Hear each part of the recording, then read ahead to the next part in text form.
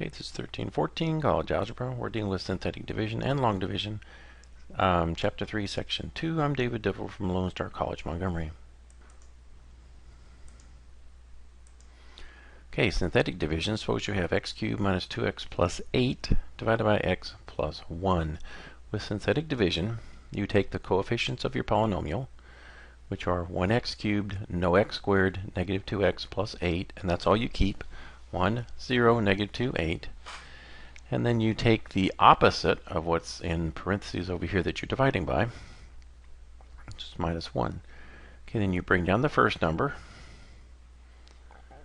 Again, those are the coefficients. Bring down the very first number, 1.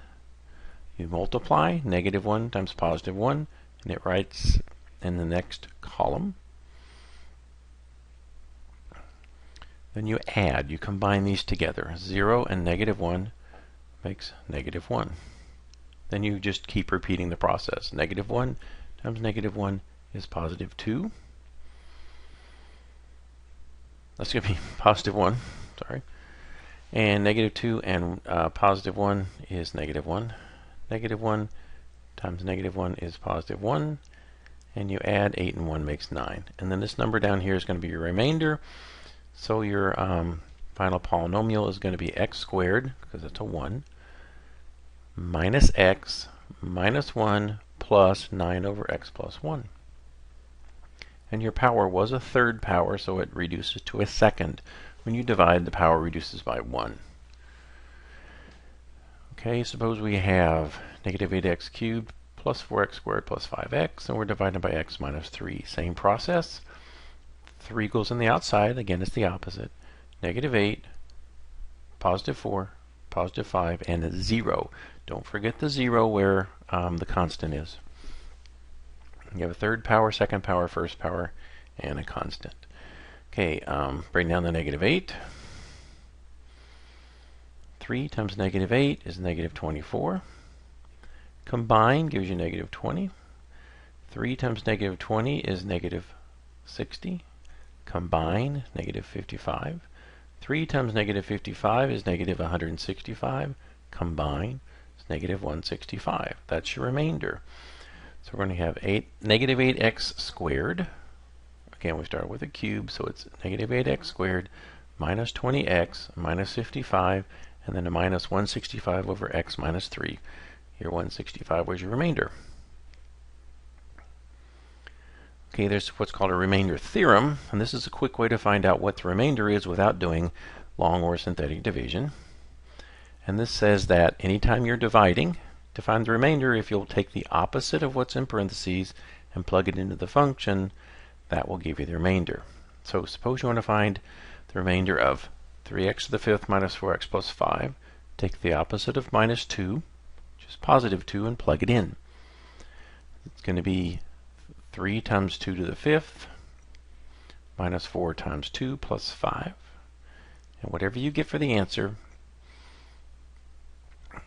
will be the remainder. So it's 2 to the fifth, which is 32, times 3 minus 8 plus 5 is 96, minus 3 is 93. That's it. Now, suppose we start with k as negative 2. That's what we're dividing by. So you put your negative 2 out in the front. 3, 2, and 0. We just repeat the process. Bring the 3 down. Negative 2 times 3 is negative 6. Combine is negative 4. Negative 2 times negative 4 is positive 6. It's going to be positive 8. 2 times 4 is 8. Combine makes 8. So your polynomial is going to be 3x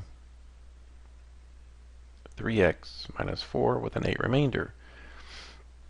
And 8 was our remainder. We could have just plugged in negative 2 and found our remainder, but in this case we did it with synthetic division.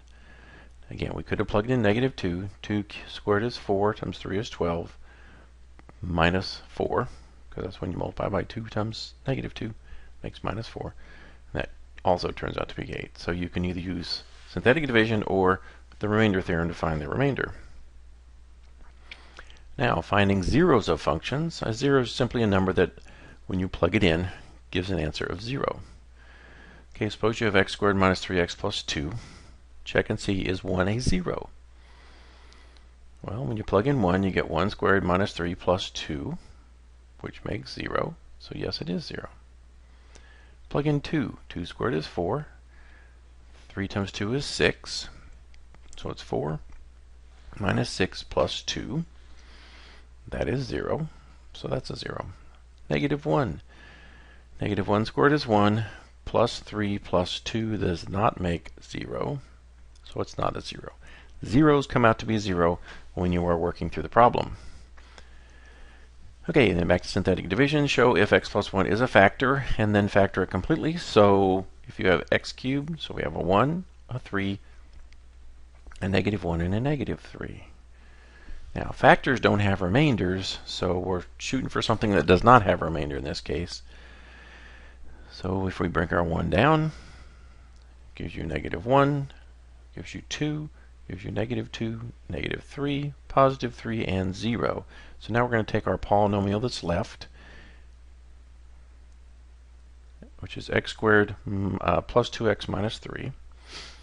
We take our x minus 1, turn it into plus 1, so it's x plus 1 times x squared plus 2x minus 3, and x squared factors into x times x. 3 factors into 3 times 1, and when you combine that, it gives you positive 2. So it's x plus 1 from the outside. Don't forget this outside is going to give you a factor. And then you take the bottom, gives you 2 more factors when you factor them. So it's x plus 1, x plus 3, and x minus 1.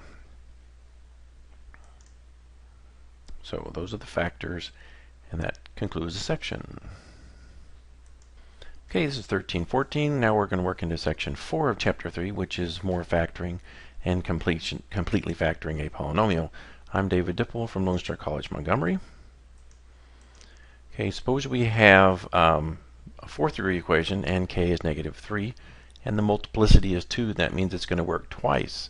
So we just do the synthetic division twice. So you take your negative 3, which is your k, your coefficients 1, 8, 22, 24, and 9, and do the synthetic division. Bring the 1 down.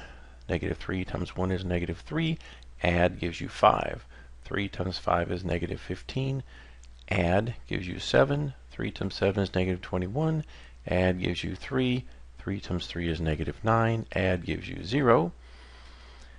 Just means it's a 0. It is a factor. Now, we can do this again.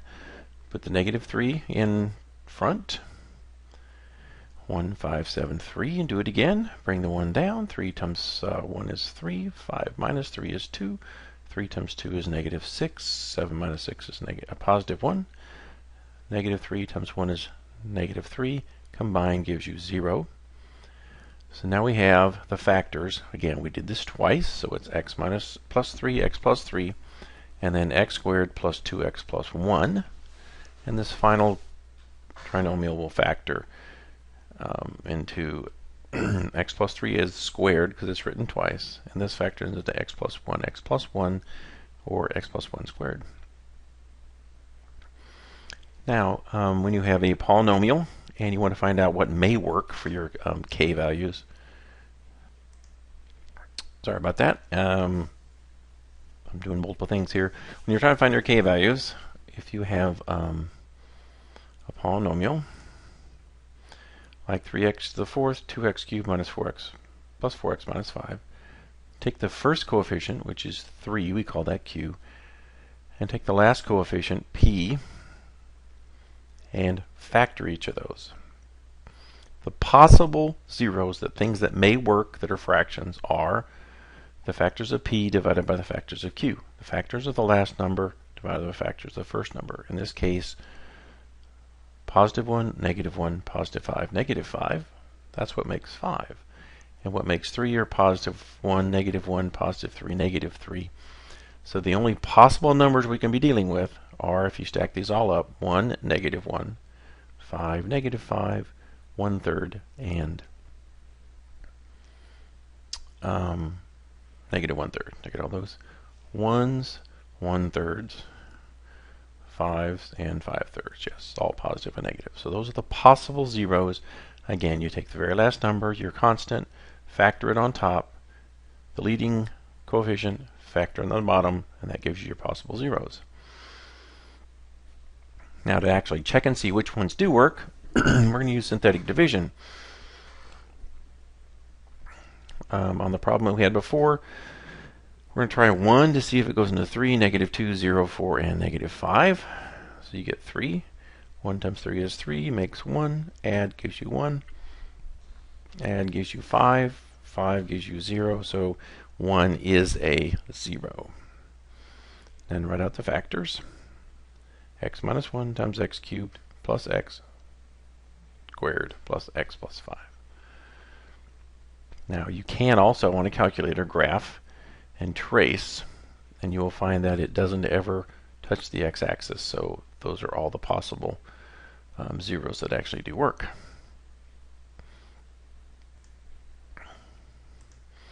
Now we can reverse this process and find the polynomial if I give you the answers. If the zeros are 4, 2, and 0, we can turn that into factors. X minus 4, x minus 2, and x minus 0, or just x. So if I give you zeros, and if they give you multiplicity, it just means we'll multiply them several times. So it's x minus 4, x minus 2, and x. If you multiply these together, x times x. And x times 2, and 4 times x, and 4 times 2. So it's x squared minus 2x minus 4x plus 8. Or if you combine the middle terms, x squared minus 6x plus 8 multiplied by x, you get x cubed minus 6x squared plus 8x. So that is the polynomial of a lowest degree that has zeros 4, 2, and 0. And again, if I have the zeros, I just take the opposites, opposite of 4, opposite of 2, and that gives me my factors. Okay, then we have what's called Descartes' rule of signs. And that tells you the number of positive zeros of a function is the number of sign changes. Or, if there's a lot of them, like 10 or something, then it may not be all 10 of them. It may just be like 8 or 6 or 4 or 2. You subtract even numbers less than the number of sign changes. Now, for example, if you have negative x to the fourth minus 3x cubed plus 4x squared minus 5x plus 2, we count the sign changes. Negative to negative is not a change. Negative to positive is a change. Positive to negative is a change. Negative to positive is a change. So here's 1, there's a change, and that's a change. That's 3 changes.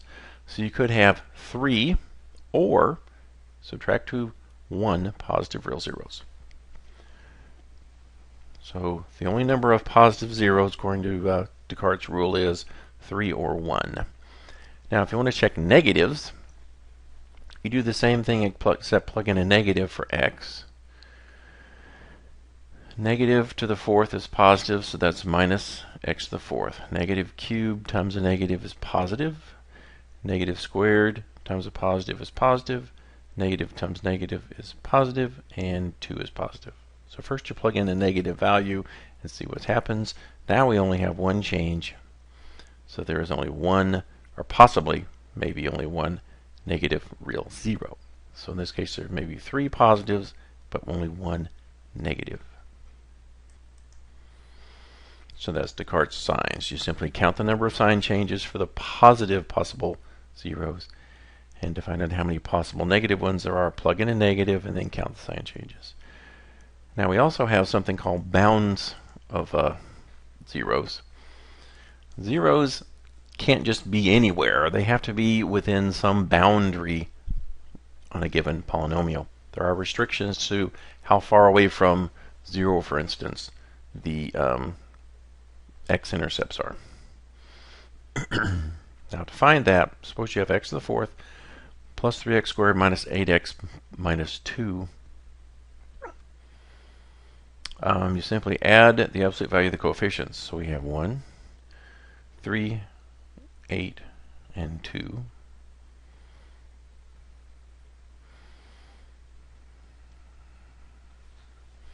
And so I took the 3, the 8, and the 2, add those together. So you can also take 1 plus the largest, which is 9. So those are your bounds. Okay. and then you look at those numbers, it's either 13 or 9, and whichever one is smaller, that's the most restrictive. So 9, positive 9 to negative 9, that's where your answers can possibly come out. So the boundaries on a polynomial, for instance, if you're graphing, you want to find out where it touches the x-axis. If you'll sum up the coefficients, that's one of the possible answers. Another is 1 plus the largest. Okay, in this case, 8 is the biggest number. Add 1 to it gives you 9. So 9 may be a bound, or 13 may be a bound, or 14 if you add all the coefficients. You take the smallest of those numbers, which is 9. So plus or minus 9 is the boundary that will restrict our zeros in this polynomial.